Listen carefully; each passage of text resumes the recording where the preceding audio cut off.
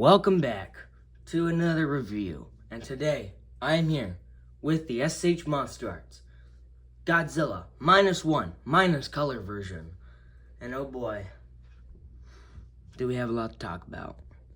The painting and sculpting on this figure, although it's literally called minus color, is amazing, and I really like how SH did this figure. A lot of people had thought that this figure was just, gonna be, minus color to the original figure. Well, although that is true, I still like how they did the subtle gray highlights, like on the chest and even the face. And a lot of people, I don't know if, since this figure just came out, a lot of people may ask why there's a giant mishap on the front of the face. If you look closely, maybe it's better to see without the light. No, you can't even. What if I turn off the light? Hold on, wait. Okay, if you look very closely, there's a large patch of gray right here on his face. And a lot of people might think that this is literally just like a big mishap that happened to be on like everyone's copy. But no, it's actually there for a reason. And I'll put up a photo probably.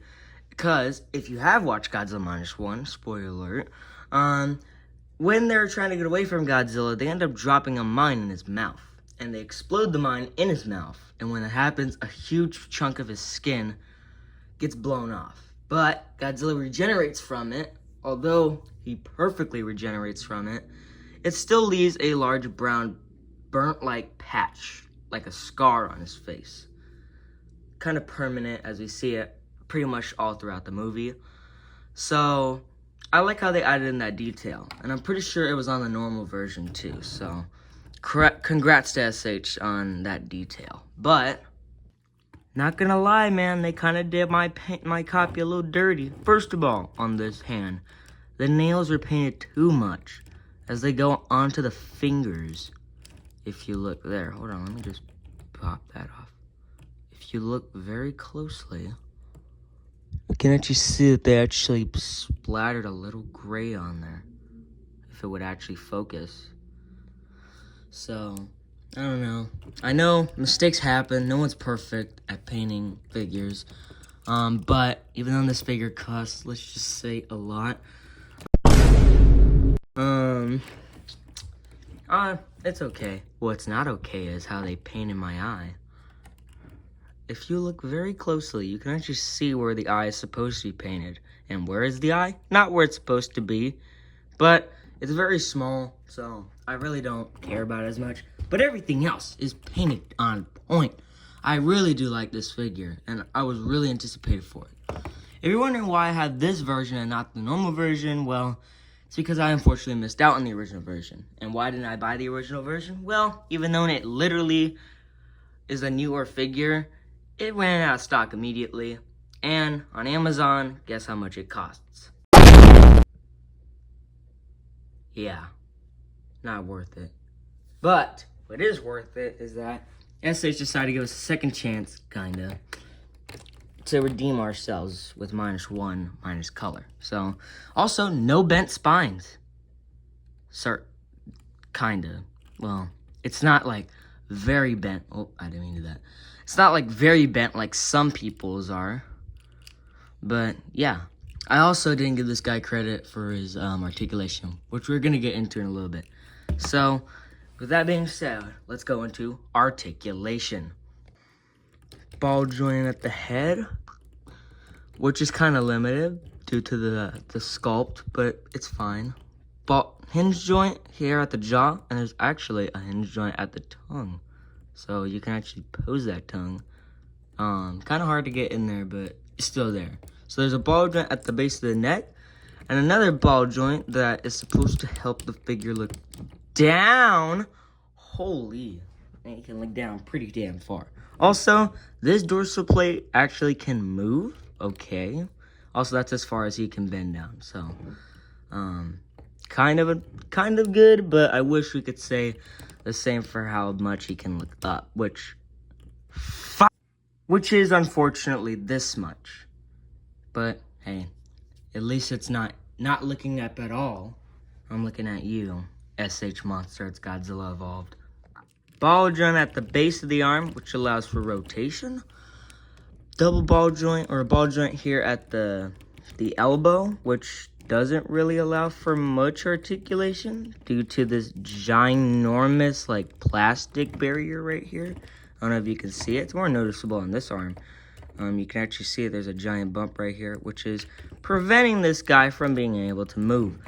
But hey, at least there's some articulation. Plus these giant elbow spikes also kind of get in the way of articulation, but it's okay. Also, ball joint here at the wrist, which allows for rotation. Ball joint at the chest, which allows for some mobility, some rotation. I think that's as far as, oh, never mind. He can actually go further. However, I don't recommend doing this to a certain degree, as if you were to do this the opposite way, it's actually kind of harder, and that's because the dorsal plates are colliding with each other. Now, ow. Also, one thing that I forgot to mention, please do be careful. These spikes are actually very sharp. These are kind of movable with kind of flexible plastic, but these ones right here, they are not movable. So if you do end up poking yourself, you know, they're not gonna bend. They're actually gonna pierce your skin. So please do be careful. But anyways, so just be careful when you're twisting his torso around, as you could clash the dorsal plates together and they could bend permanently. So just be careful, as they are very delicate. Ball joint at the base of the leg, which allows for rotation. Ooh, that's kind of tight. Ball joint here at the knee calf, and a ball joint at the foot. There's also ball joints for each individual toe, except for this one. But yeah, you can have some fun with this, like spraying them out, or just keeping them tightly close together, depending on what you like. I think I'm just gonna have them spread it out, so that way, you know, it prevents like the paint from chipping from a certain degree. And how could I forget the tail? Ball joint at the base of the tail, which is mostly the most articulation you could probably get out of it. There's actually a ball joint here. This isn't even the base of the tail. There's actually a different base. And this allows for some natural curvy poses. A lot more than I gave it credit for. Also, for some reason, this part of the tail likes to pop off, but it's also very curvy, but don't bend it too much. Just a lot better articulation than I actually gave it credit for at the very beginning when I first got this figure today. I didn't think it was actually going to live up to the box art that its posability was supposed to be on the tail. I thought it was a lot more limited, but apparently I was proven wrong. And I actually love that I was proven wrong, because the articulation at the tail, although it pales in comparison to some other Godzilla figures in my collection, it's still damn good. So, love it. Also, I counted about 18 ball joints, although I'm not entirely certain if that's how many there are. I kind of rushed the counting, but it's somewhere around 19 or 18, whatever I just said. Kind of already forgot. But anyways, you get the idea. It doesn't really matter because it's posable as heck if you're planning to get this figure. But anyways, let's get on to size comparison. Hiya Toys Godzilla, 1954 Godzilla, Kiryu Goji, Godzilla Final Wars, Heisei Godzilla, Shingeki Goji, Kong, and the Bandai Vinyl. Now, time for the rating. Now, I'm going to grade this figure a solid... We're going to give it a B+. We'll give it a B+.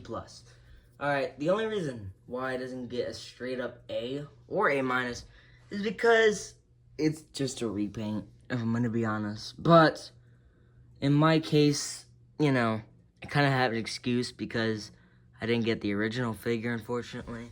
But I really don't mind. Some of you might be wondering, well, you could just paint the figure. Well, although that is true, I'm saving that. I'm saving a figure that I want to paint really, really badly for another what I'm basically trying to say is that I really want to paint another figure instead of this guy. I want to paint a different figure that is yet to come, but coming very soon. I want to paint that figure instead of this one, because the one that I really want to paint is arguably gonna need it more. But in this guy's case, I really don't think I really want to paint him over, since he's already very cool. So I think I'll just keep him the way that he is. Also, do want to make a stop motion with these two, definitely. Don't know when it will come out. Definitely not this week. I'm too busy at the moment, unfortunately, with a lot of personal stuff and school stuff, so can't do it this week. But, however, I am off on Monday and Friday, so I don't know, maybe I'll be able to get like a little bit in, maybe, possibly. But other than that, guys, that's the review for today. If you enjoyed it, hope you enjoyed it. If you did, leave a like, and if you're new to the channel and you want to see more content like this, like Godzilla, Jurassic Park, Gamera, Ultraman, whatever you can think of that's Godzilla or kaiju related in general, please do subscribe, as I try to post daily.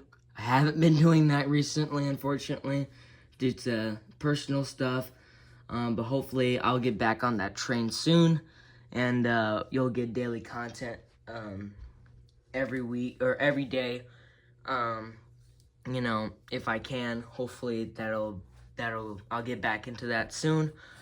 But other than that, if you just want good Godzilla content, good Gamera, Ultraman, Jurassic Park content in general, I will consider subscribing, as I do post relatively good stuff. So, like reviews, stop motions, or just funny shorts in general. So, anyways, guys, I'm going to let you go. I'll see you guys in the next one. Be safe. Keep collecting. King GFW, out.